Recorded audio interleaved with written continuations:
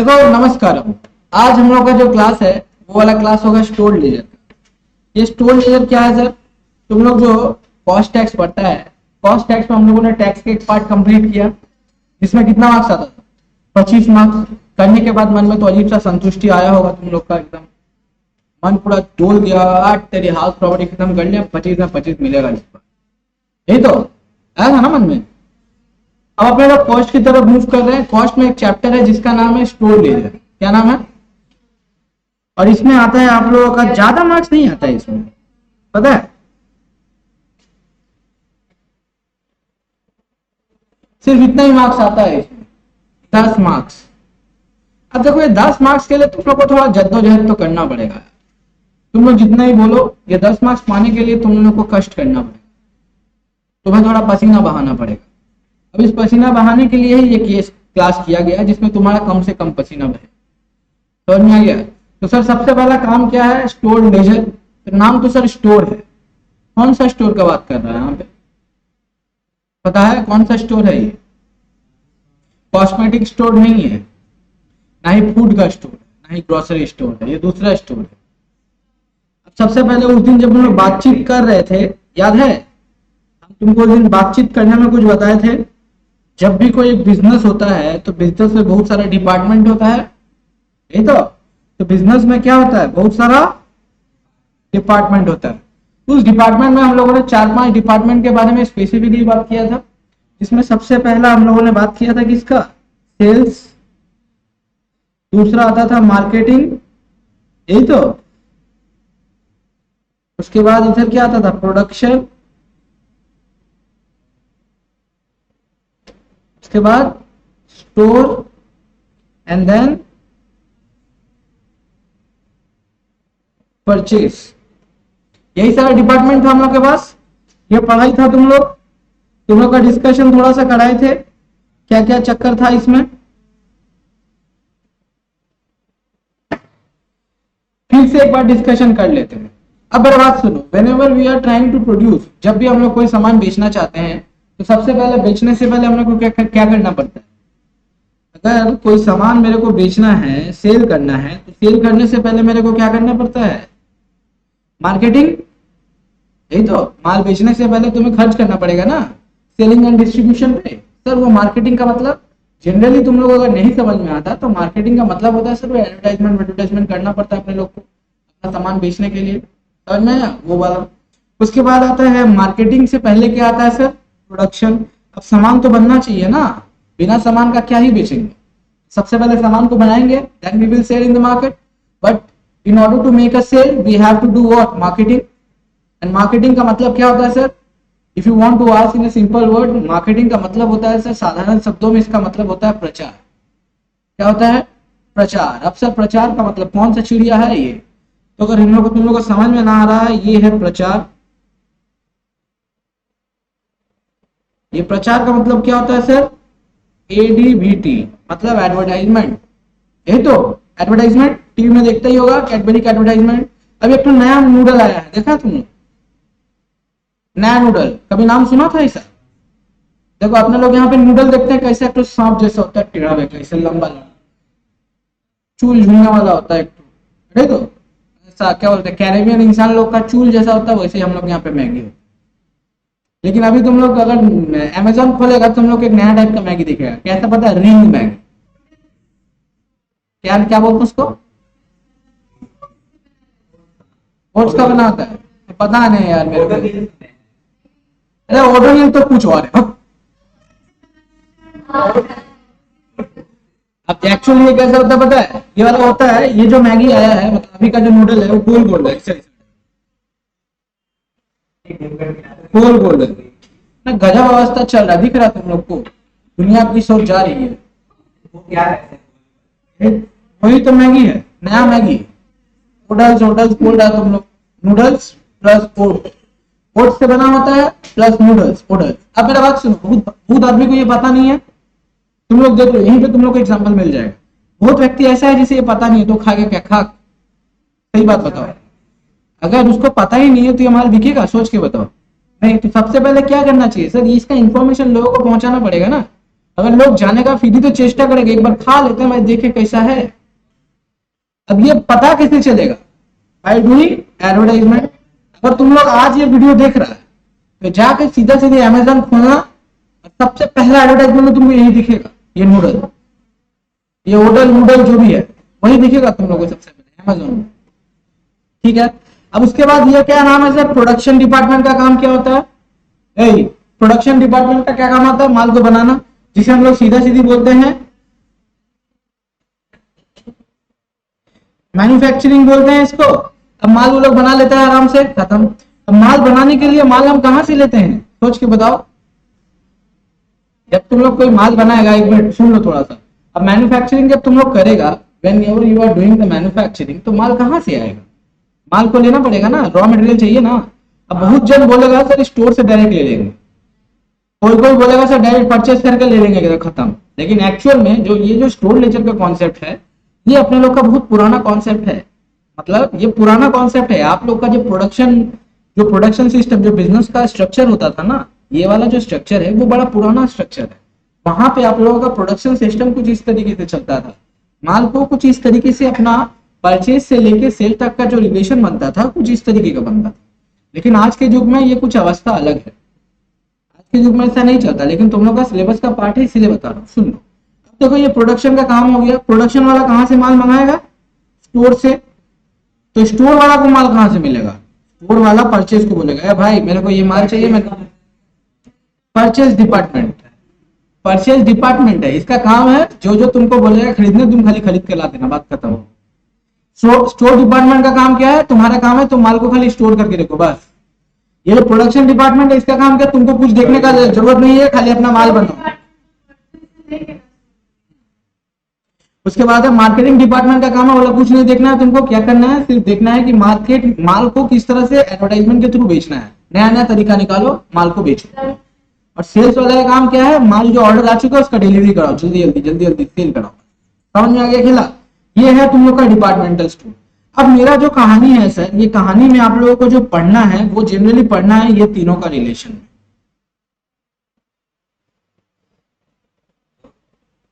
ये जो तीन चीज है ना, ये जो तुम लोग का तीन चीज मिला है यहाँ पे, उसी का रिलेशन तुम लोग को पढ़ना है।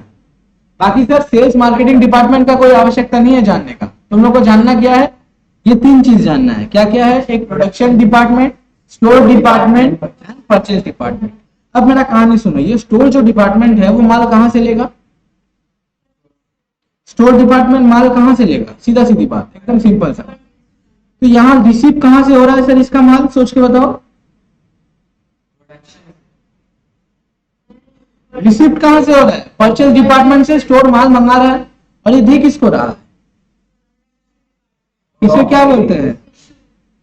यही तो, एक करता है रिसिप्ट, एक करता है इशू। तो सर ये स्टोर वाले को क्या करना पड़ सकता है? सोच के बताओ। ये जो स्टोर वाला डिपार्टमेंट है, इसका काम क्या होगा? इसको नोटिंग करना पड़ेगा ना, कितना माल आया है, कितना माल गया है, कितना वाला माल आया था, कितना वाला माल अभी गया है, और कितना वाला माल मेरे पास बचा हुआ है। मतलब समझ में आ रहा है? मतलब नहीं समझ में आया सर, वापस से समझाइए। द पॉइंट इज, एकदम सिंपल पॉइंट है। Point is, if you are a store keeper, तुम लोग कौन है? You are the store keeper और सम प्रोडक्ट। तुम लोग के पास ये है, सोच के बताओ, जब तुम लोग कोई माल खरीदता है, क्या उसका दाम क्या सेम रहता है? सोच के बताओ। बड़ा ही रेयर चांस रहता है whenever you are buying any kind of product, the chances of constant pricing is very less. आप लोग को देखा ही होगा जब ऐसा कुछ होता है, जैसे हम लोग को तुम देखा ही होगा, तेल का अवस्था देखा है, सरसों का तेल, वो देखना हर दिन फ्लक्चुएट करता है। मस्टर्ड ऑयल देखना हर दिन फ्लक्चुएट करता है, हर दिन 5 रुपया 2 रुपया 5 रुपया 2 रुपया 10 रुपया 15 रुपया बढ़ता घटता रहता है। तो अगर सोच के बताओ, अगर किसी स्टोर डिपार्टमेंट को ये काम करना पड़े, उसको मतलब मस्टर्ड ऑयल का इशू और रिसीव करना पड़े, तो उसको कितना दिक्कत होगा? सोच के बताओ, ये कौन सा डिपार्टमेंट करेगा? कौन सा ऐसा होगा इंडस्ट्री जहाँ पे स्टोर कीपर होगा मस्टर्ड ऑयल का? ऑब्वियस सा बात है, कोई फ्राई व्राई खाने वाले का चीज होगा जिसमें आएगा वो लोग। जैसे मान लो ना, तुम लोग चिप्स वाला देख ही सकता है, चिप्स अपना लेस वाला आता है, किसमें छानता है ये लोग? ठीक है तो हटाओ यार, मस्टर्ड ऑयल का एग्जांपल नहीं लेके रिफाइन ले लेते हैं, क्या दिक्कत है? वेजिटेबल ऑयल है वो, मतलब किसको पीस के निकालता है? घंटा। तुम लोगों को गलत फहमी में रखा गया है, ऑलिव ऑयल में तला होता है अंडा, ऑलिव ऑयल में नहीं रहता है। सबसे वाला बात बताएं, वो लोग जो ऐसा तेल लेता है ना, जिसे हम लोग साधारण भाषा में बोलते हैं सादा तेल, रिफाइंड तेल बोलते हैं, लेकिन उसका जो कॉस्टिंग देखना बड़ा सस्ता, समझ में आया? अब जनरली समझ में आ गया ना क्या बोल रहे हैं। अब देखो ये जो ऑयल का तुम लोग अगर रिकॉर्डिंग रख रहा है, तो नहीं, तुम लोग जब ऑयल रिकॉर्डिंग रख रहा है, तुम लोग को ऑयल का सेम प्राइस पे बार बार आ रहा है तुम लोग के पास? नहीं, कभी 170 रुपये लीटर आया है, कभी 165 पे आया है, कभी 185 पे भी आया है, यस और नो? जब तुम लोग के पास ये रिकॉर्डिंग आ रहा है और जब तुम माल इशू भी कर रहा है, तो किस रेट पे कर रहा होगा सोच के बताओ। वहां पे तो कॉम्प्लिकेशन बढ़ जाएगा ना। 170 वाला इशू किए हैं कि 150 वाला किए हैं कि 180 वाला किए हैं, बताओ, ले धंधा ही वहीं पे हो गया। अब समझ में आ रहा है स्टोर कीपर का एक्चुअल में काम क्या हो रहा है, ये जो स्टोर डिपार्टमेंट का एक्चुअल काम क्या है। तुम लोग अगर इसको और धीरे से समझने की कोशिश कराए, अपने लोग क्या कर रहे थे, यहाँ पे तेल के बारे में बात कर रहे थे, ठीक है। मान लेते हैं यहाँ से मेरे पास परचेज डिपार्टमेंट से यहाँ पे परचेज डिपार्टमेंट है और यहाँ पे प्रोडक्शन डिपार्टमेंट है। तुम लोग कौन है? Who are you? तुम लोग कौन है? जब भी स्टोर लेजर बनाएगा अपने आप को क्या समझेगा? तुम लोग कौन है? स्टोर कीपर है। क्या है? Store keeper. स्टोर कीपर का मतलब दरमान, स्टोर के आगे बैठा रहता है जो, वो है स्टोर कीपर। हाँ हाँ, तुम लोग क्या है? स्टोर कीपर है। कीपर, तुम लोग अपने आप को क्या समझेगा? हमेशा स्टोर कीपर, ठीक है। अब सोच के बताओ, तुम लोग के पास, तुम लोग को पता है कि जो प्राइसिंग अपने पास जो प्रोडक्ट आ रहा है वो अलग अलग रेट का आ रहा है। सबसे पहला बात क्लियर हुआ, प्रोडक्ट का दाम क्या क्या हो सकता है? अलग अलग हो सकता है। There are various chances that the product pricing of the product will be differ.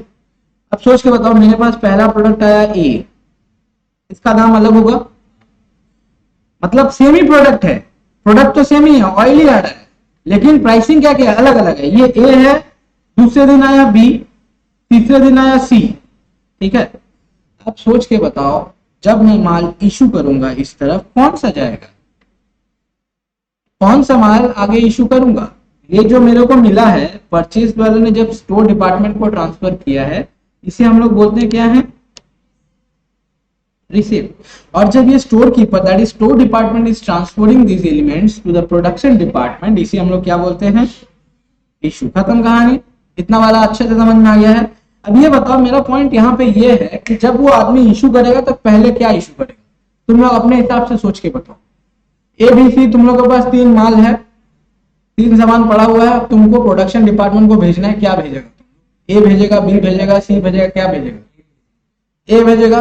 देखो, अगर तुम लोग बोल रहा है कि सर मैं पहले ए भेजूंगा, फिर बी, फिर सी, ये एक चॉइस बनता है। ओके, करेक्ट, पहला चॉइस ये है, फर्स्ट ऑप्शन। और बताओ, और किसी का दिमाग में कुछ सूझ रहा है? बताओ तुम क्या हो? एक जन बोल रहा है पहले सी भेजेंगे, फिर बी भेजेंगे, फिर ए भेजेंगे। ओके, ये सी बी ये क्या है सर? ये प्रोडक्ट है डिफरेंट डिफरेंट प्राइसेस, ठीक है, same product with different different pricing. और कुछ हो सकता है? अब तीनों, एक जन बोल रहा है कि तीनों जन को तीनों में से कुछ भी भेज देंगे, ये तो तीनों में से कुछ भी भेज देंगे। अब यहां पे मेरे को पता नहीं है, मैं ए भेजू, सी भेजू, मैं कुछ भी भेज सकता हूं, एनीथिंग। क्या हो सकता है? एनीवन कर देते हैं, ठीक है।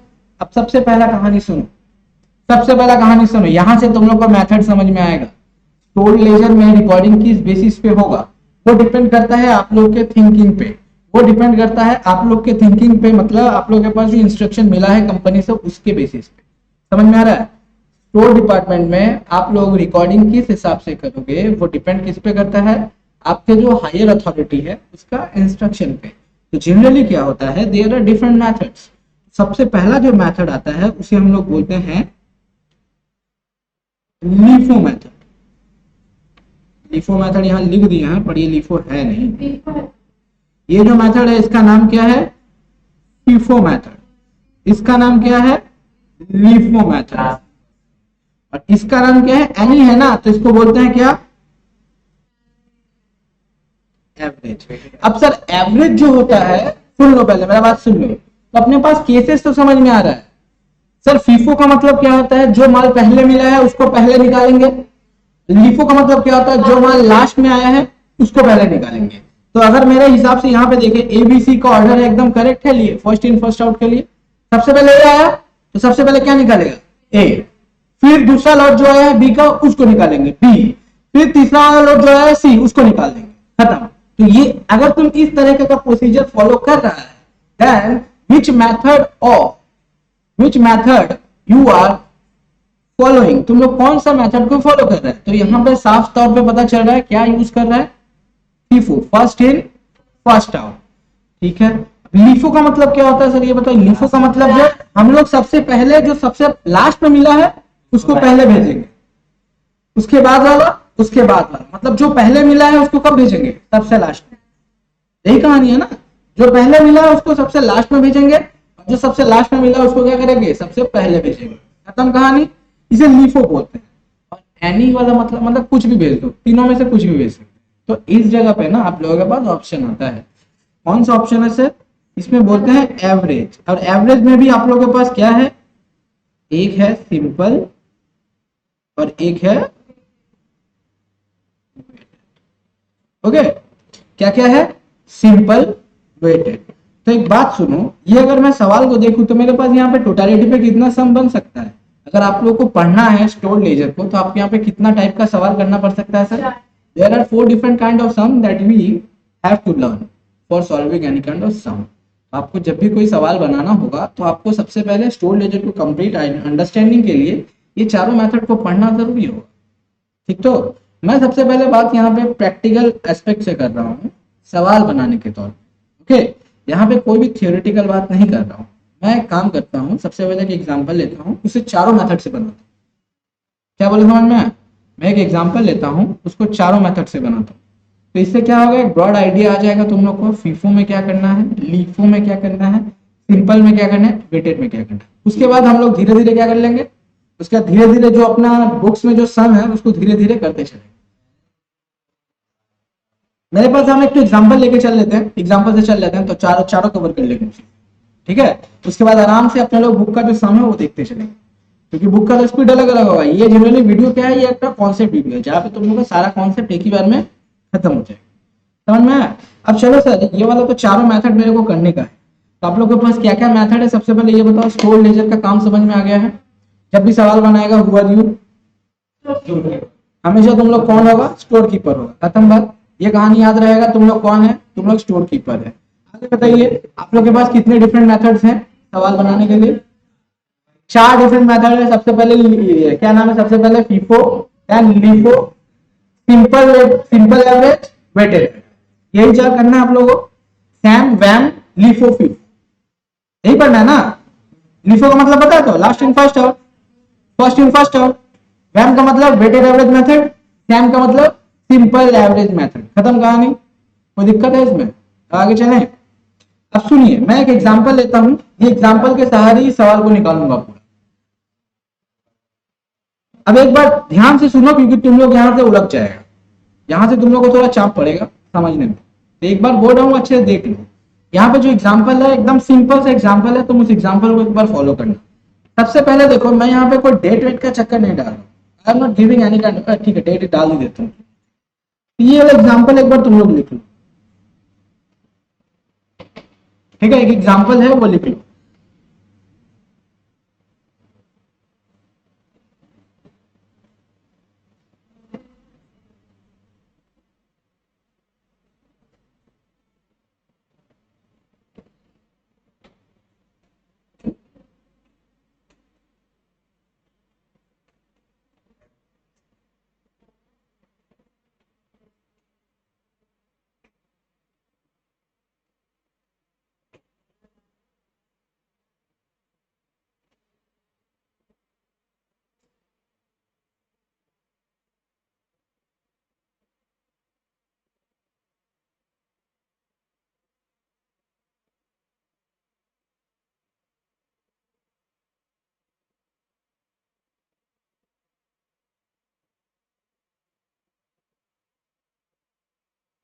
एक बार लिख लेना इस एग्जांपल को, क्योंकि इससे सारा सम चलेगा।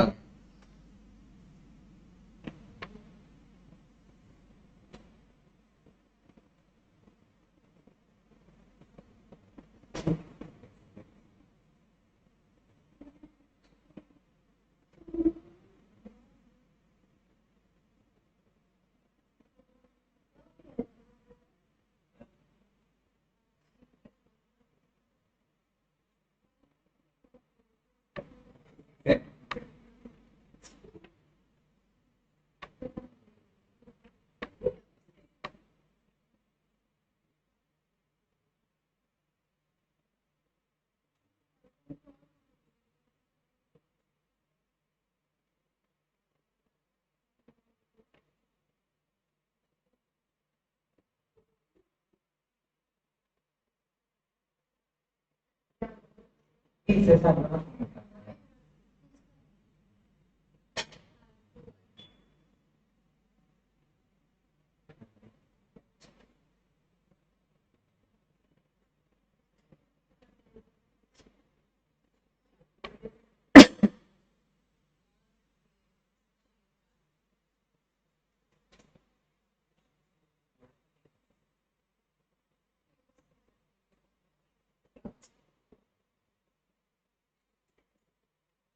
बार कॉपी करो जल्दी से, फिर सवाल बनाएंगे, जल्दी से लिख लो। अब देख ये जो सवाल है ना, जनरली तुम लोग का एग्जाम में क्वेश्चन कैसे आता है एक बार देख लो। यहाँ पे ना सबसे पहला जो ये क्वेश्चन मार्क लिखा हुआ है तुम देख रहा है, ये देख यहाँ पे देख क्वेश्चन देख ले एक बार, क्वेश्चन मार्क लिखा हुआ है। तो जनरली यहाँ पे इशू प्राइस तुम लोग को डिसाइड करना पड़ता है। क्या डिसाइड करना पड़ता है? Issue price. इशू प्राइस क्या होगा तुमको पता नहीं है, वो तुमको निकालना पड़ेगा, ठीक है, पहला बात ये। और दूसरा क्वेश्चन बनता है क्लोजिंग स्टॉक का वैल्यू। अब तुम लोग को क्या बोल सकता है, दो काम यहां से पूछा जा सकता है sir. Now see, keep quiet, अब सीरियसली देखो, मजाक नहीं। सबसे पहला इसमें क्या हो सकता है सर? नहीं, रिसीट वाला तो तुम लोग को देना पड़ेगा, रिसीट वाला का नहीं। देखो सबसे पहले आता है तुम लोग का क्या, इशू प्राइस के बारे में बात आता है। क्वेश्चन में क्या पूछा जा सकता है? इशू प्राइस के बारे में बात कीजिए। दूसरा क्या आता है पता है? क्लोजिंग स्टॉक का वैल्यू पूछता है, ठीक है। अगर तुम लोग का क्वेश्चन इस पे बनता है तो ये 5 मार्क्स के लिए सीधा सीधी क्वेश्चन बनता है। कितना? 5 मार्क्स के लिए। अभी जो 5 मार्क्स का क्वेश्चन है, इसको करने के लिए तुम लोग को फॉर्मेट में जाना पड़ेगा। किसमें? फॉर्मेट्स। तुम लोग को सबसे पहले फॉर्मेट बनाना पड़ेगा, उसके बाद इस सवाल को अकॉर्डिंगली सॉल्व करना पड़ेगा। अब देखिए सबसे पहला कहानी क्या है, इस सवाल में ना मेरे को कुछ बोला नहीं है कौन सा मेथड फॉलो करना है, सिंस इट इज ये खुद ही बनाया इसलिए। तो आप लोग एक काम कीजिए, यही वाला सवाल पे ना हम लोग फीफो, लीफो, सैम, वैम सब बना देते हैं, तो चारों मेथड इसमें खत्म हो जाएगा। ओके, अब सबसे पहला कहानी हम लोग शुरू करते हैं फीफो से। अपना दिमाग पहले फीफो से ही समझ में आता है, तो फीफो से ही शुरू करते हैं। ओके, आइए, अगर मैं फीफो पे जाना चाहता हूं तो मैंने फॉर्मेट पहले से बना के रखा है, तुम लोग के लिए फॉर्मेट बनाना पड़ेगा। ये लीजिए, ये है आप लोगों का फॉर्मेट, देख लीजिए। जीआरएन एसआरएन एकदम पतला लाइन लेना, पतला लाइन। हम यहाँ पे थोड़ा बड़ा लिए हैं, तुम लोग पतला लाइन लेना। बता दो सब एक बार लिखे, बना ले एक बार, तुम लोग देख ले, ऐसा टाइप का तुम लोग को बनाना पड़ेगा। अब जनरली तुम लोग को बनाना कैसा है, जिसको नहीं बनाने आएगा वो भी बता दे, जिसको आता है वो भी बता दे। अब ना सी, सबसे पहला कहानी सुनो, ये जो तुम बना रहे हैं ना, ये जो मेरा बात सुन लेना, किस तरह बनाना सबसे पहले वो सुन ले। देखो ये फॉर्मेट बनाने का सबसे साधारण तरीका क्या है पता है? तुम यहाँ पे 4 बड़ा बड़ा कॉलम बनाओ, एक छोटा जिसका नाम है डेट, बाकी का है रिसीप्ट, इशू एंड बैलेंस। अब उसके अंदर तुमको quantity, receipt, quantity, rate, amount बनाना है। एक तो जल्दी से बना लो। चलो अब देखो सवाल बनाते हैं। ये वाला फॉर्मेट तो समझ में आ गया होगा क्या क्या करना है। जनरली आप लोग को फॉर्मेट को बनाने के लिए 4 लाइन बड़ा बड़ा लाइन खींच लो। सबसे पहले डेट का एक छोटा कॉलम ये रहा, उसके बाद रिसिप्ट, रिसिप्ट में आप लोग को क्या करना पड़ेगा, 4 कॉलम और लेना पड़ेगा, जिसमें सबसे पहला नाम क्या है, जीआरएन। मोस्ट प्रॉब्लली जीआरएन को पतला लीजिए, कोई दिक्कत नहीं है। इतना मोटा जो हम यहाँ पे बनाए हैं जीआरएन को, तुम लोग थोड़ा पतला करके बना लेना, कोई असुविधा नहीं है। क्वांटिटी थोड़ा ज्यादा लिखना, हमेशा क्वांटिटी का जो कॉलम होगा थोड़ा चौड़ा रखना। रेट का कॉलम तुम थोड़ा छोटा भी कर लेगा तो कोई असुविधा नहीं होगा, लेकिन अमाउंट का कॉलम हमेशा बड़ा रखना, नहीं तो बड़ा दिक्कत हो जाएगा लिखने में। यही अवस्था इशूड में है, जिसमें हम लोग के पास क्या क्या आ रहा है, SRN, quantity, rate, amount, then balance में आता है क्वांटिटी, रेट, अमाउंट। देखो बहुत सारे बच्चा लोग को ये भी बोला जाता है बगल में रिमार्क्स बना लो। मैंने यहाँ रिमार्क्स बनाया नहीं है, अगर तुम लोग का स्कूल में बोला है रिमार्क्स बनाने के तुम लोग बना लेना। रिमार्क्स में जनरली लिखना क्या होता है, वो लिख देता है कौन सा बैलेंस है, ओपनिंग बैलेंस है, परचेज है, फलाना है, ढिमकाना है। मैं यहाँ पे लिखा नहीं हूँ तो तुम लोग उसको एडजस्ट कर लेगा अपने हिसाब से। अब मेरा कहानी दूसरा सुनो। सबसे पहले सर ये एसआरएन का मतलब क्या होता है, ये जीआरएन का मतलब क्या होता है सर, कोई बताओ मेरे को। तो सबसे पहले ये सुन लो, जीआरएन का मतलब होता है गुड्स रिसीप्ट नंबर। क्या होता है, goods receipt number. Sir goods receipt number क्यों? देखो जब कोई सामान आता है तो सबसे पहले तुम लोग कौन है, वो you are the store keeper. जो माल आता है उसका एक नंबरिंग करके तुमको इशू करना पड़ता है।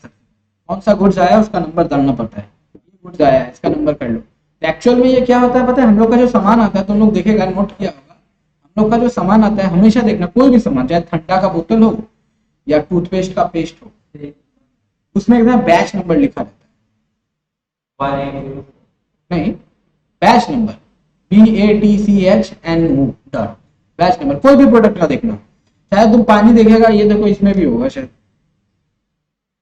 ये देखो, ये जो ये वाला देखो, इसका नाम है सैनिटाइजर। अरे यार ना, इधर देख, इधर देख, इसमें देख, इसमें बी लिखा हुआ, पकड़ देख, इसमें बी लिखा हुआ देख,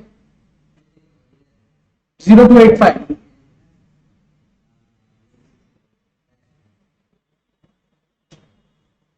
समझ में आया? अब ये जो चीज है ना, B batch number, batch number generally क्या होता है पता है, जिस तरीके से हम लोग का प्रोडक्शन का लॉट आता है ना, प्रोडक्शन जब भी होता है तो बैच वाइज, एक बैच में ये सामान सारा निकल आता है, तो इसे हम लोग बोलते हैं बैच नंबर। सिमिलरली जब वो माल बन के आता है, वो माल पूरा बना हुआ जब रहता है, तब उसको कहाँ भेजना पड़ेगा, जब उसको स्टोर में रखना पड़ता है, उसके बाद बेचना पड़ता है। तब वो जो माल जो बैच आता है, उसका नंबरिंग किया जाता है, ये कौन सा नंबर वाला बैच है, लिख लो, इसके बाद रिसीव कर लो, कौन सा नंबर वाला आया है उसका रिसिप्ट। तो यहाँ पे नंबर डाल दिया जाता है, करेक्ट। कितना क्वांटिटी है लिख लेगा, कितना रेट है बता देगा, कितना अमाउंट हुआ भी बता देगा।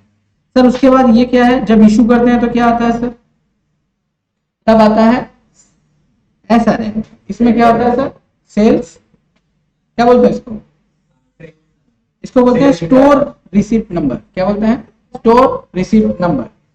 अब इसमें क्या होता है पता है, इसमें हम लोग क्या करते हैं, सामान को इशू कर देते हैं, जब माल इशू करते हैं उसके लिए भी एक नंबर इशू करते हैं, यही वाला नंबर यहाँ पे हम लोग लिख देते हैं।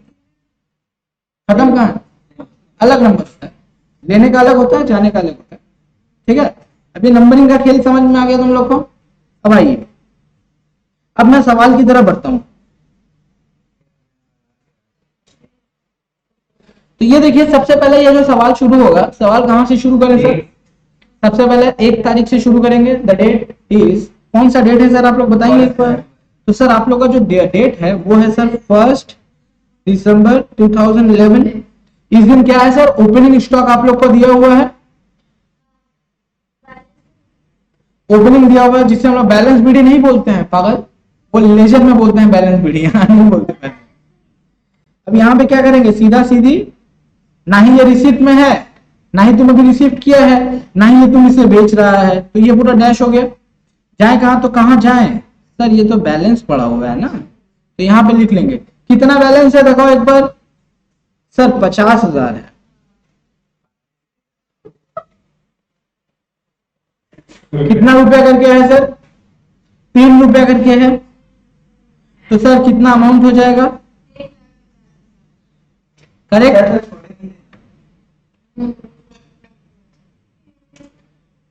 देख ले, 1,50,000 आ गया, तो कहां रखेंगे, हाँ तब तो बोल रहे हो, तुम सुना नहीं, तब क्या ही बताएं। तुम लोग थोड़ा कम बात कर रहे हो, बोल रहे हैं तब से मजाक कर रहे हो तुम लोग, बक बक बक बक किए जा रहे हैं। खत्म हो गया।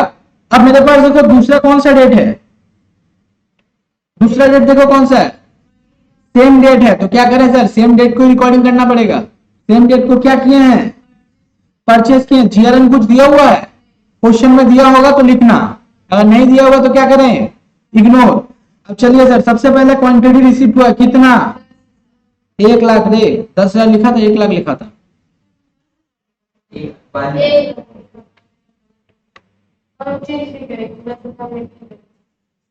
कैसे तुम इशू करेगी, तुम्हारा तो नेक्स्ट में 1,40,000 का इशू है।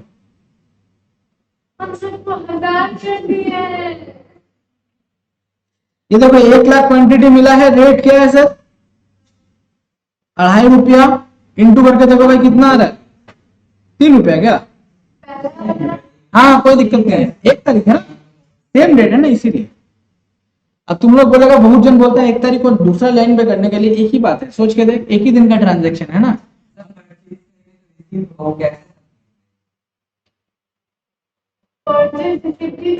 अब चलिए यहाँ पे देखिए, मल्टीप्लाई कीजिए, कितना आ रहा है बताओ मेरे को, पक्का तो 2 लाख चल रे भाई, चल ले तू। हाँ, नहीं देने से भी चलेगा, कोई दिक्कत तो है नहीं वैसे।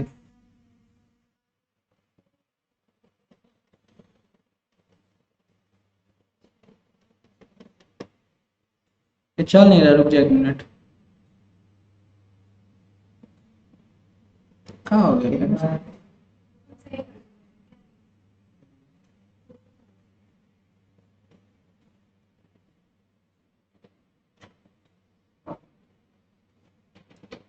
यही तो खत्म हो गया। अब मेरा कहानी यहाँ ध्यान से सुनना, थोड़ा सा बताना। प्रेजेंटेशन पे काम है, स्टोर लेजर मेरे हिसाब से टेक्निकली कोई काम नहीं है इसमें, ये पूरा का पूरा क्लरिकल वर्क है। क्या है?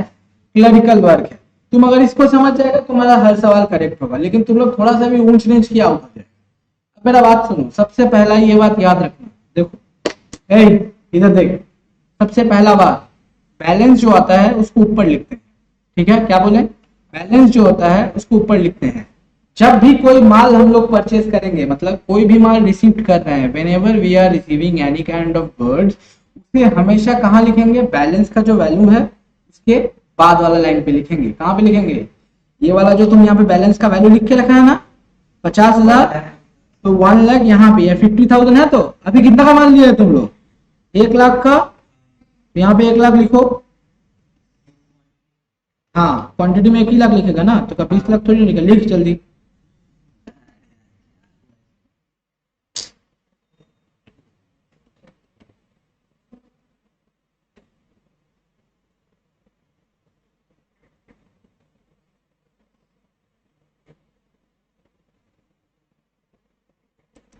देख यहाँ पे क्या लिखना पड़ेगा? 1 लाख खत्म।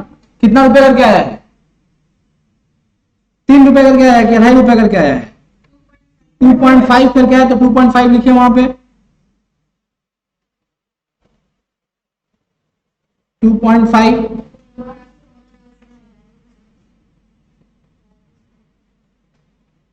यहाँ पे आ गया 2,50,000 भी आ गया ना। ये देखो, सबसे पहले इस दिन और कोई ट्रांजेक्शन है? पक्का ना? स्टोर लेजर में जब भी तुम लोग कोई बैलेंस बनाएगा वो हमेशा दिन वाइज बनाएगा। कैसे बनाएगा? दिन वाइज। हमेशा एक दिन का है, हमेशा दिन वाइज बनाएगा, डे वाइज हमेशा बनाना है। तो सर 1 तारीख खत्म हो गया, 1 तारीख का और कोई डेटा दिया हुआ है? नहीं दिया हुआ। तो सर अब 1 तारीख को क्या करना पड़ेगा? क्लोज। 1 तारीख को क्लोज कीजिए। कैसे क्लोज करें सर? ये लीजिए।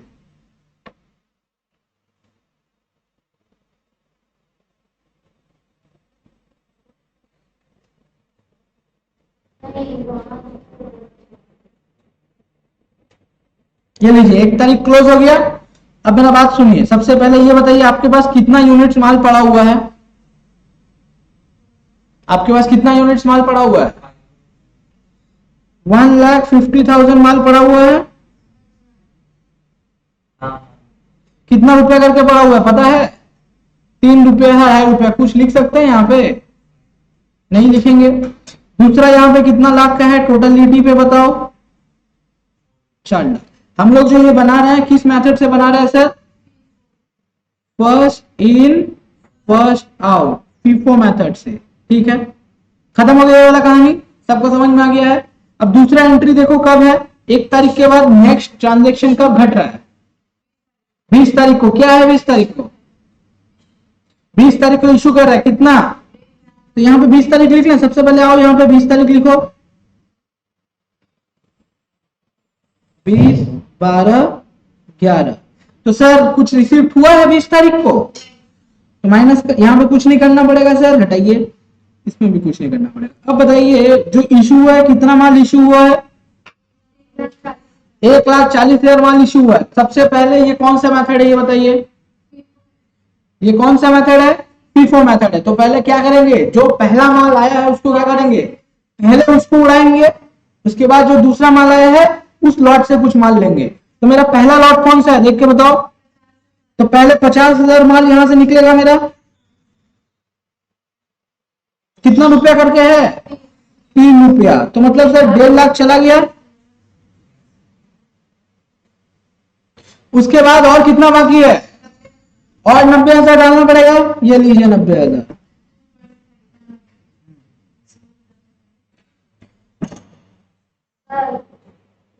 रुक जा, ये कितना हो गया, मल्टीप्लाई करके देखो कितना आ रहा है, 2,25,000। सबसे पहला कहानी सुनो, मेरे को कितना इशू करना है, 1,40,000 इशू करना है। मेरे पास कितना माल पड़ा हुआ गोडाउन में, 1,50,000 माल पड़ा हुआ है। तो इस मेथड का नाम क्या है, सबसे पहले तुम लोग क्या इशू करेगा, पहला लॉट से पहले माल उठाएगा, उसके बाद दूसरा लॉट से माल उठाएगा। हमेशा याद रखना, जब तक पहला लॉट का माल खत्म नहीं होगा तुम लोग दूसरा लॉट पे नहीं आएगा। क्या बोले, सबसे पहले ये सोच लो, जब तक पहला लॉट का माल खत्म नहीं होगा तुम लोग दूसरा लॉट पे नहीं आएगा। तो मेरे को टोटलिटी पे कितना चाहिए, 1,40,000। पहले लॉट में माल कितना अवेलेबल है, बेवकूफ, पहला लॉट में कितना माल मिला है, 50,000 मिला है, तो 50,000 उड़ा दो, मिल गया पहले लॉट से 50,000 मैंने ले लिया। और कितना बाकी है माल, और कितना इशू करना है, 1,40,000 चाहिए ना मेरे को,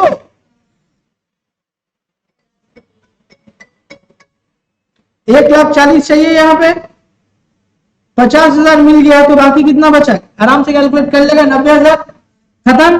कितना का माल इशू हो गया, देखो सर, 1,50,000, 2,25,000, देख लो भाई कितना आ रहा है, तो मोटा मोटी 3,75,000 आ रहा है, 3,75,000 करेक्ट है। देख लो ये वाला बात तुम लोग को समझ में आया है,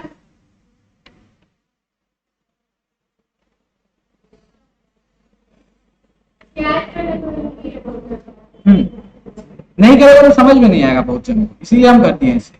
हो गया खत्म। अब मेरे को ये बताओ कितना माल पड़ा हुआ है,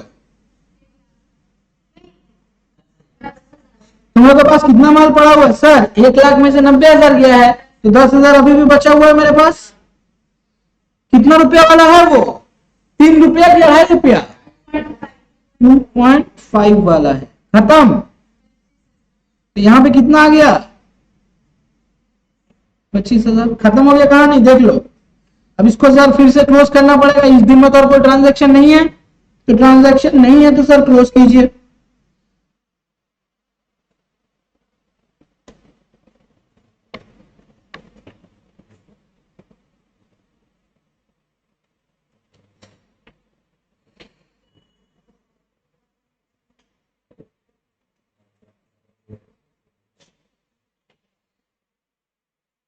खत्म हो गया कहानी, कोई दिक्कत है इसमें, नहीं।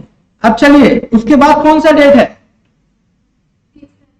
अब मेरे पास 30 तारीख आ गया है, चलिए 30 तारीख को पहुंचिए, 30, 12, 11, क्या किया है यहाँ पे, सर यहाँ पे हम लोगों ने परचेस किया है कितना, 50,000 यूनिट, जीआरएन दिया हुआ है नहीं, तो यहाँ पे लिख लेंगे कितना, 50,000 इंटू कितना रुपए करके खरीदे हैं, 3 रुपीज, तो कितना आ गया, करेक्ट है, 1,50,000। इस दिन में कुछ रिसिप्ट कुछ इशू है नहीं है, तो सर सबसे पहले क्या करेंगे, इसको कहां लिखेंगे, पहले बैलेंस लिखेंगे, उसके बाद जो परचेस हुआ उसको लिखेंगे। बैलेंस में कितना पड़ा हुआ था, 10,000 पड़ा हुआ, तो 10,000 लिख लेंगे, 2.5 25,000, एंड देन 50,000, कितना, 3 रुपया 1.5 लाख, करेक्ट है।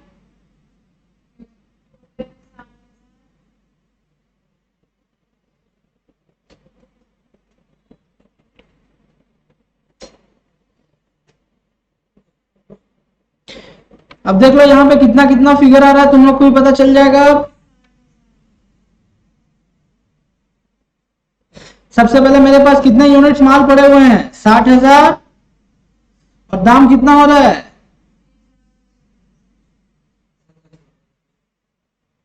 ये लो, ये है तुम्हारा सवाल, करेक्ट, देख लो। अब आइए, सबका हो गया यहाँ पे।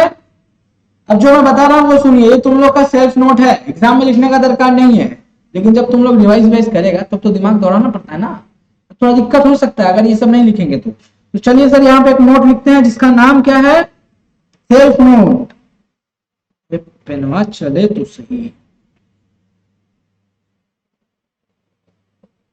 Self note.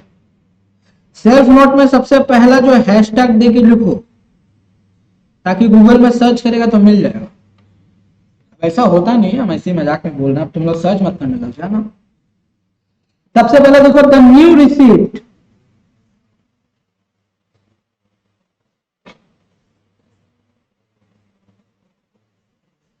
the new receipt will always placed at the bottom of balance given in the balance column। दूसरा, हाँ, इन FIFO method issue is always made from top to bottom।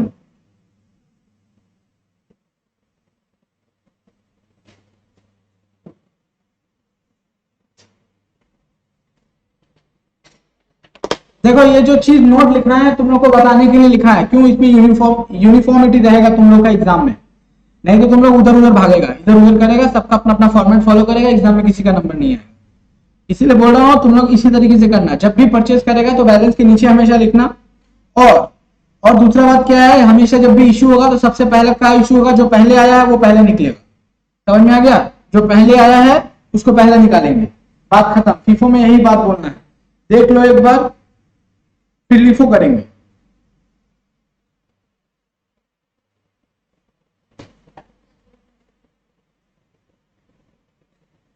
देख लो, इसमें किसी को कुछ पूछना है तो पूछ लो, फिर आगे चलेंगे।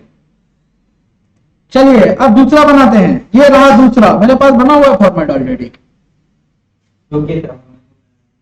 इसका नाम क्या है सर?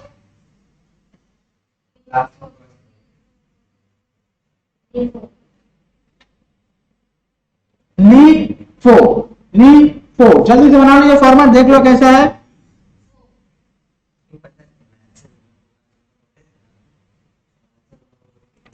चलो लेट्स प्रोसीड फर्दर। अब सबसे पहले ये बताइए, we are going to use the same question but we are going to use different method. चलो मेथड बताइए क्या है सर? लीफो। सबसे पहला कहानी है, बताइए क्या डेट है आपका, बता सकते हो? तो sir GRM quantity rate amount कुछ लिखना है यहाँ पे? नहीं सर, सीधा सीधी बैलेंस पे पहुंचिए। कितना है?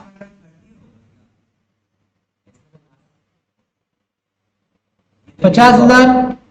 नहीं रे तू लिख। बोलता है लास्ट है तो लास्ट दिसंबर में लिखेंगे, बेवकूफ, वो तो इशू के लिए होता है। खत्म हो गया। अब 1 तारीख को और एक कांड किया है, लोग परचेस किया है ना? कितना परचेस किया है? 1 लाख यूनिट परचेस हुआ है। खत्म। कितना रुपया करके? तो 2,50,000 आ गया इधर। अब इसको कहां लिखेंगे? उसके नीचे। कहां लिखना है? इसके नीचे लिखना है 1,02,500 2,50,000 करेक्ट। अब इसके बाद क्या करें सर? अब इसको क्लोज करना पड़ेगा क्या? Yes sir, we have to close it. लेकिन क्लोज करने से पहले क्या करें? लाइन बना लेते हैं एक तो बड़ा।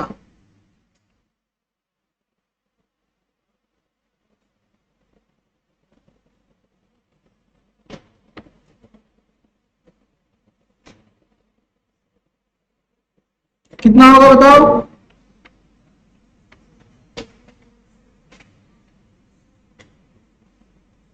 एक 1,50,000। रेट का कभी भी टोटल मत कर देना, रेट हमेशा डैश रहेगा, गलती से भी टोटल मत कर देना, यहाँ पे आ जाएगा 4 लाख। खत्म हो गया कहानी।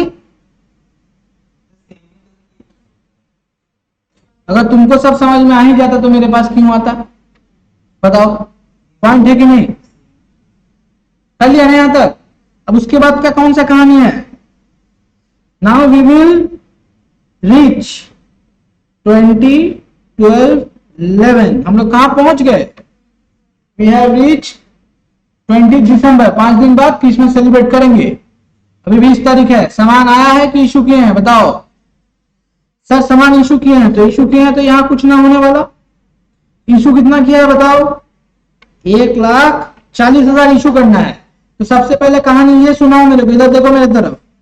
1,40,000 जो इशू करेगा, पहला लॉट से जाएगा कि लास्ट वाला लॉट से जाएगा, पहले लास्ट वाले लॉट से माल निकलेगा। क्यों, नाम क्या है, लास्ट इन फर्स्ट आउट। तो सर जो लास्ट में इन हुआ सबसे पहले उसको उड़ाएंगे। लास्ट में क्या आया था, 1 लाख आ गया था, तो 1 लाख से लिख लेते हैं यहां पे ओ।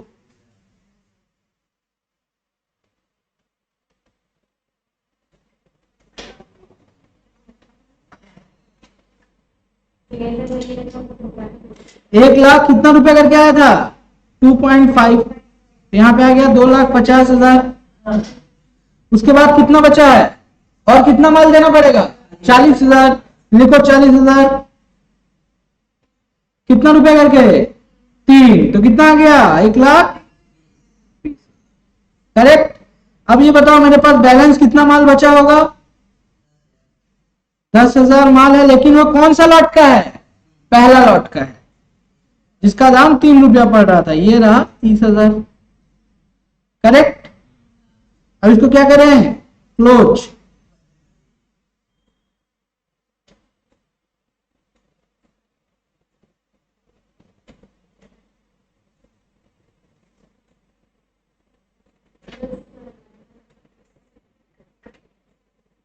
हो गया।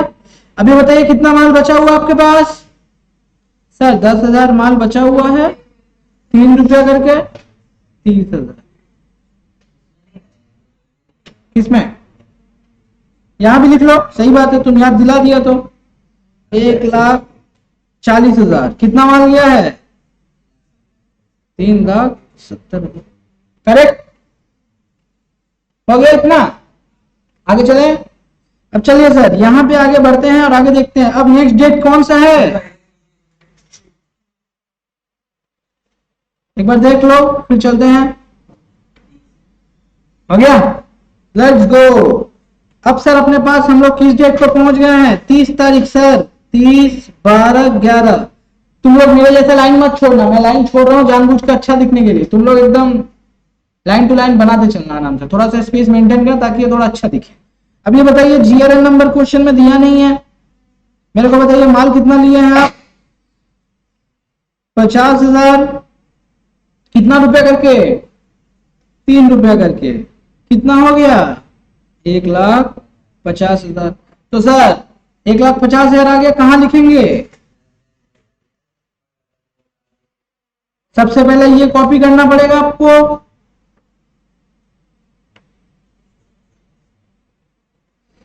उसके बाद एंड देन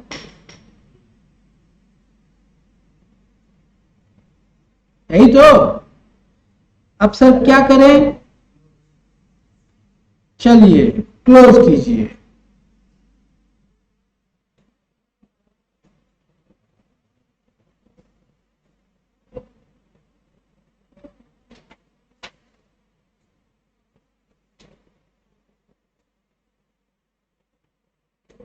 अब बताइए कितना हो गया यहाँ पे सामान, 60,000 सामान पड़ा हुआ है, 1,80,000।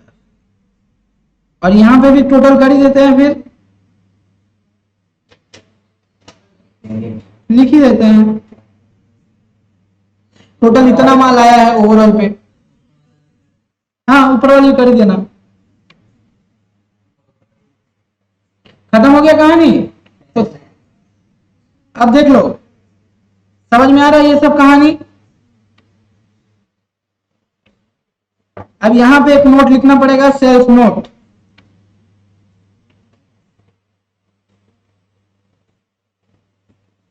चलो एक सेल्फ नोट लिखो।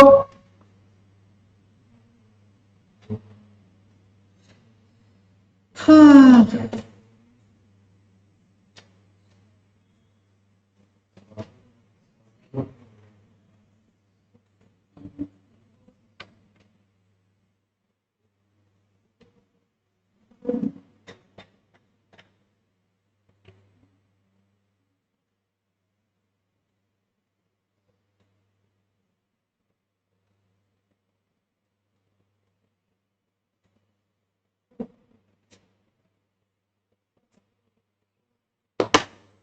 लिख लो इसको नोट में।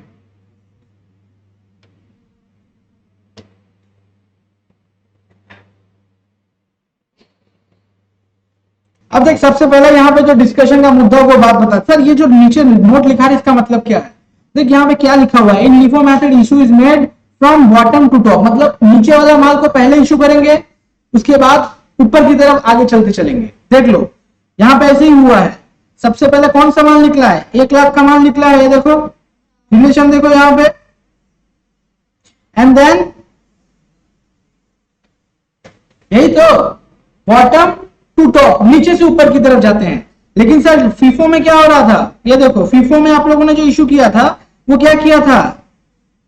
फर्स्ट इन फर्स्ट आउट, मतलब तुम लोग टॉप टू बॉटम आ रहा था। खत्म कहानी यहां तक का, इसमें कोई डिस्कशन का मुद्दा नहीं चाहिए। अब जो मुद्दा है उसका नाम क्या है? Weighted average method. क्या है? Weighted average method. चलिए वेटेड एवरेज मेथड के लिए सबसे पहले आप लोगों को करना क्या पड़ेगा? Question will remain same, but we will use the same data, but in this method we are going to calculate the value of store by using weighted average method. चलिए weighted average method पे पहुंचिए। ये रहा मेरा format, आप लोग भी बना लीजिए फॉर्मेट। जल्दी बनाइए, जल्दी जल्दी, डोंट वेस्ट टाइम। इसका नाम क्या है सर? इसका नाम है वैम।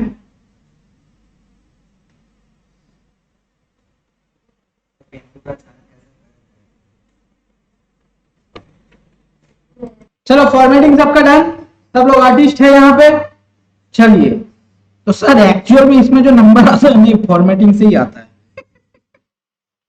फैक्ट है। इतना फॉर्मेटिंग करना पड़ा। लाइन दिख रहा है तुमको? अच्छे देखो, और तुम गौर से देखेगा तो बालीगंज का रेल ट्रैक दिखेगा तुम।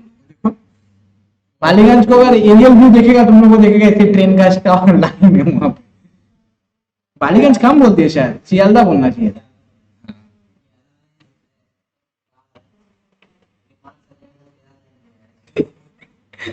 अब चलिए सबसे पहले क्या लिखेंगे? डेट। डेट का डेट बताओ, कितना डेट था? 1/12/11। तो यहां पे तो कुछ करना नहीं पड़ेगा, सीधा सीधी बैलेंस पे चलिए। कितना माल पड़ा हुआ है आपके पास? 50,000 माल पड़ा हुआ है। लिखिए 50,000 इंटू आ गया कितना? खत्म।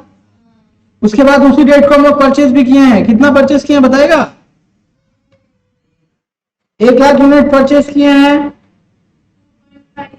2.5, 2,50,000। Oh my God sir, that's cool. अब चलिए सर इसको कहां लिखना पड़ेगा? यहां पे जाकर लिख लो 1 लाख, 2.5, 2,50,000, यही तो। अब क्या करेंगे? क्या करना पड़ेगा रे? बताओ। मतलब तुमको ही बताने थोड़ी ना बोले थे हम।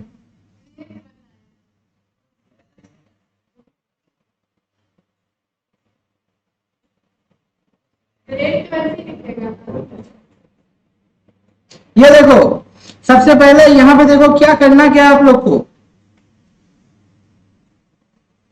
कहानी यही है ना? कितना है बताओ तो? 1.5 लाख माल है, इधर 4 लाख। तो सर रेट बताइएगा, बोलिए। हाँ बताइए कितना आया? वेटेड एवरेज में रेट लिखना पड़ेगा, निकालो। वेटेड एवरेज है तो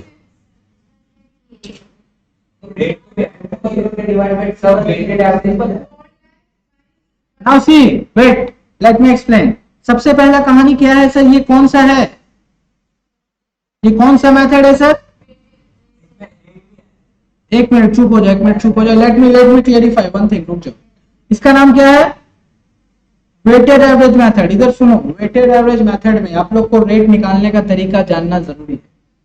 सिंपल में क्या करते हैं वो अलग मेथड है, वेटेड में जानबूझ के पहले सिखा रहा हूं ताकि तुम लोग को सिंपल का दरकार ना पड़े।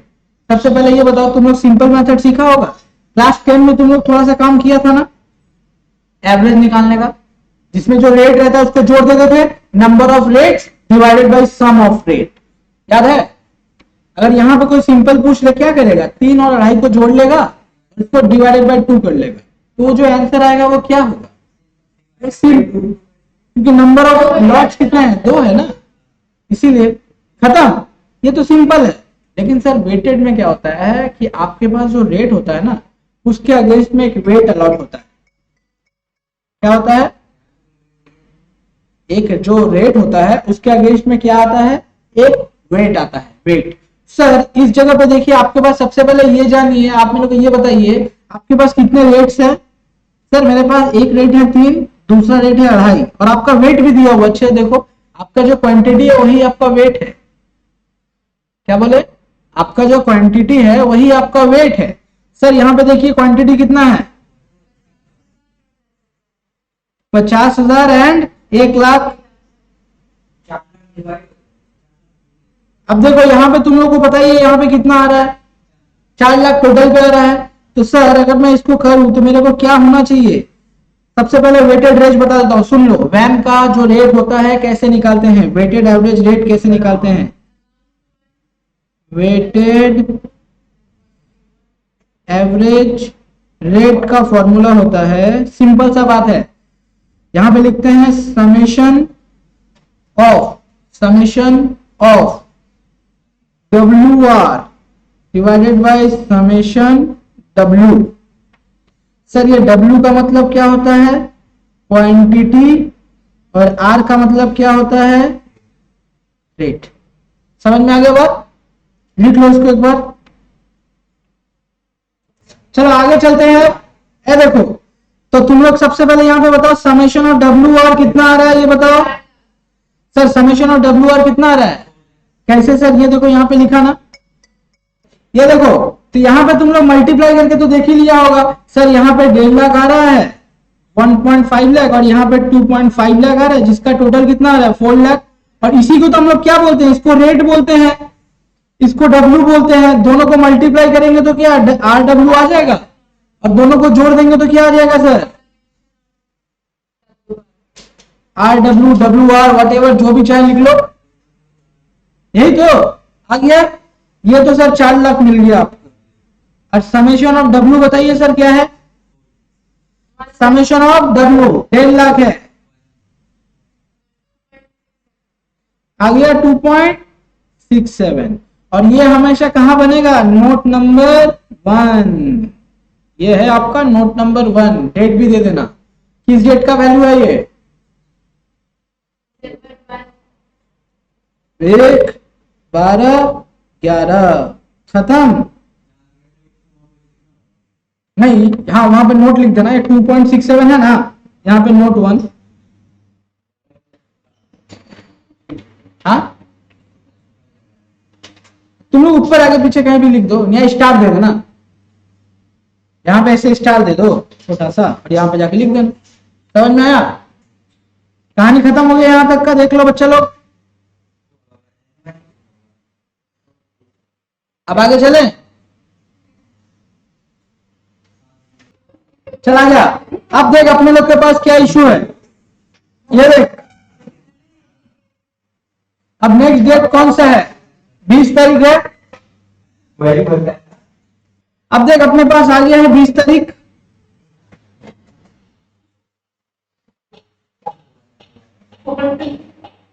यही तो 20/11 मतलब 20/12/11। अब यहां पे करेंगे क्या? इशू करना है। कितना माल इशू करना है? 1,40,000। लेकिन यहां पे पता है कहां से, किस लॉट से लेना है? नहीं, मिक्स है, कहीं से भी ले सकते हैं। रेट आपको बताइए कितना है? 2.67।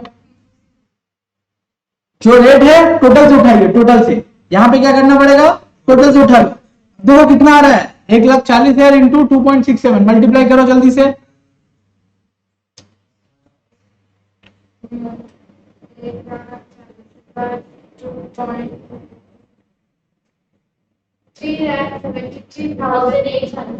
तो करीब करीब कुछ इतना आ रहा होगा सबका,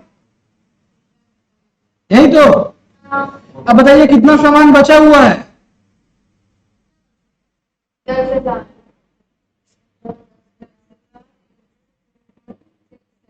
6-7 नहीं लिखना,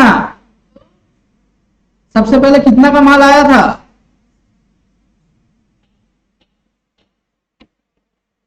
कितना का माल आया था, 4 लाख का माल आया था, जिसमें कितना चला गया,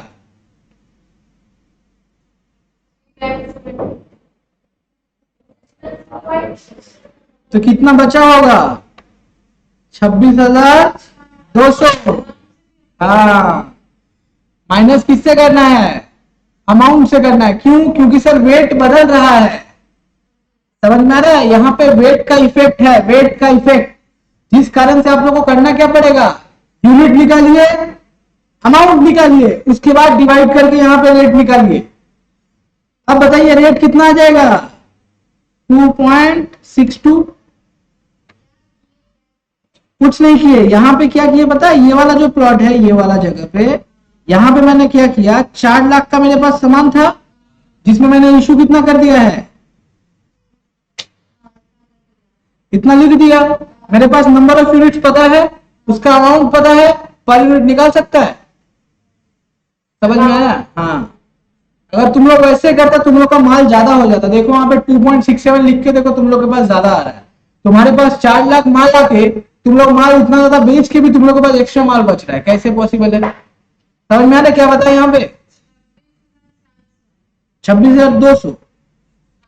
हाँ, तुम्हारा 500 एक्स्ट्रा आता, कहां से लाता तुम लोग, समझ में आ रहा है क्या खेला है। अब इसको करेंगे क्या, बस यही एक वर्ड तुम लोग करेक्टली सीख लें, करेंगे इसको क्लोज। हमको लगा तुम लोग बोले करेंगे दारू पार्टी,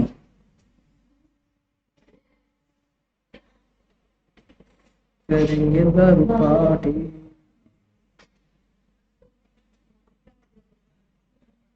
अरे थोड़ा सा एडजस्ट बताओ यहाँ पे कितना माल पड़ा हुआ है, 10,000, 2.62, 26,200, खत्म। अब बताइए और क्या आ रहा है, फिर आपने माल खरीदा है कब, 30/12/2011, कितना माल खरीदा है सर, 50,000। कितना रुपया करके, कितना रुपया का माल खरीदा है, 3 रुपया करके खरीदा है, आ गया 1,50,000। तो चलिए सर अब बैलेंस करना पड़ेगा।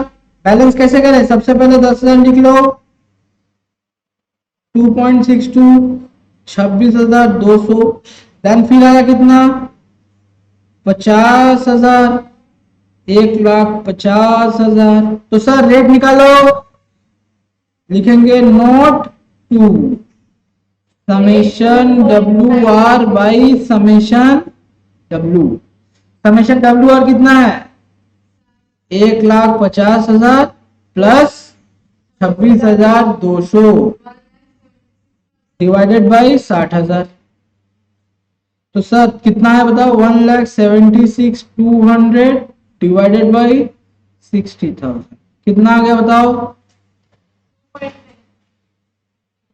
2.5। तो सर यहाँ पे रेट आप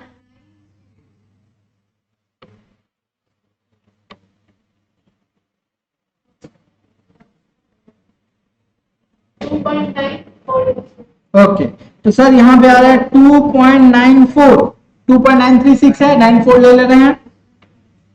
अब इसको क्या करें, क्लोज।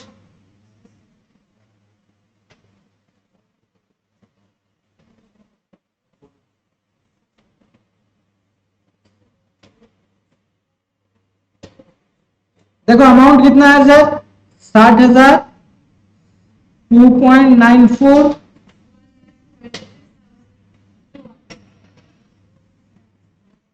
देख लो, समझ में आया ये वाला बात?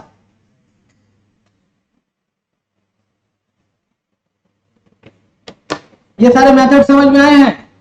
देख लो, कुछ क्वेरी है तो पूछो। सिंपल और बाकी का जो भी डिस्कशन है नेक्स्ट क्लास में करेंगे, ठीक है?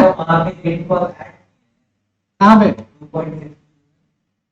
रेट निकालने का फॉर्मूला क्या था? समेशन डब्ल्यू और वाई समेशन डब्ल्यू। हमेशा नोट निकाल के इसका जो भी रेट आएगा डब्ल्यू वैम में, that is weighted average method में, जब भी रेट निकालेगा तुम लोग को नोट बनाना पड़ेगा। यहाँ पे ये देखो नोट 2 बना के निकाले, यहाँ पे 2.94। देख लो, यहीं तक का बात है हम लोग का।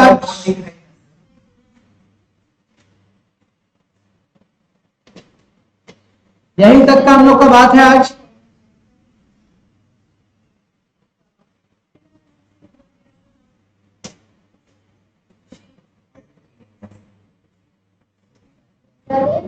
अब चल, अब बाकी का नेक्स्ट क्लास में करेंगे। एक काम करना, इससे रिलेटेड एक बार सम ट्राई कर लेना जो इजी दिखे, ठीक है? बाकी तो हम लोग क्लास में करेंगे, एक बार इजी सम थोड़ा देख के कर लेंगे।